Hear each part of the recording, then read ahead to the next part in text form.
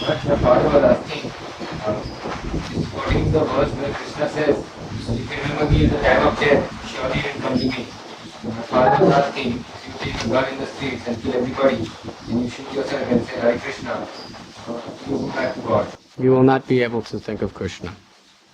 Thinking of Krishna is not based on your concoction. If you are Krishna conscious and pure in your life, Krishna will reveal himself as the last thought at the time of death.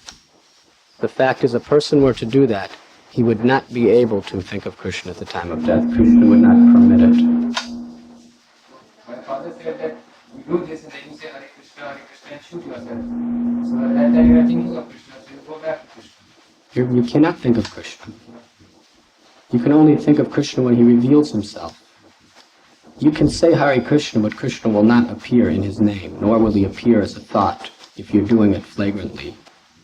The only way you can think of Krishna at the time of death is if you prepare your life in devotion. Then he will reveal himself.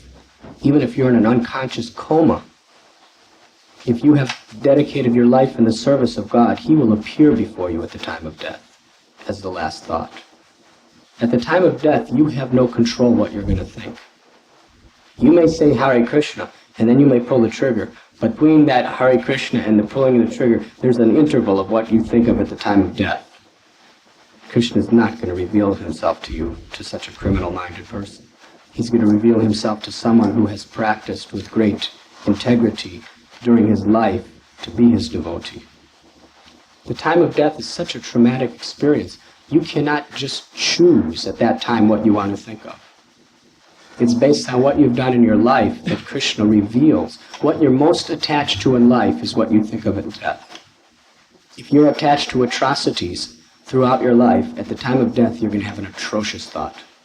If you're attached to a woman more than anything else at the time of your life, at the time of death you're going to think of that woman.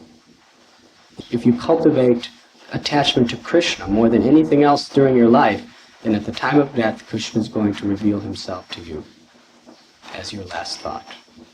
That last thought is not based on a deliberate, circumstantial decision at that instance. That thought is determined by the overall consciousness that you have cultivated throughout your life. That appears by the grace of God at the time of death. In other words, that last thought is a flash of your life. The flash of your overall life's consciousness just appears as a flash to you at the time of death, and that's what you think of.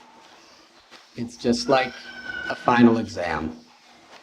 Do you think you can just do all nonsense, and at the time of the final exam, you're going to get the best grades? You're not going to be able to remember unless you study hard to prepare for it, right? Death is the final exam. According to you, how you have prepared during your life, you're going to be prepared to think of Krishna at death. It's not at the last minute you're just going to be able to think, well, I'll do all nonsense, and all I have to do is just get good grades at the final exam.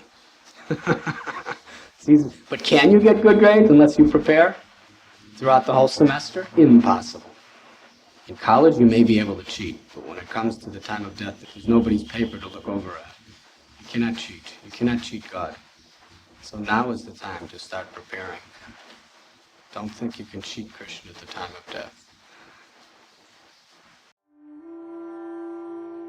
You were listening to Radhanath Swami on devotionalnectar.com.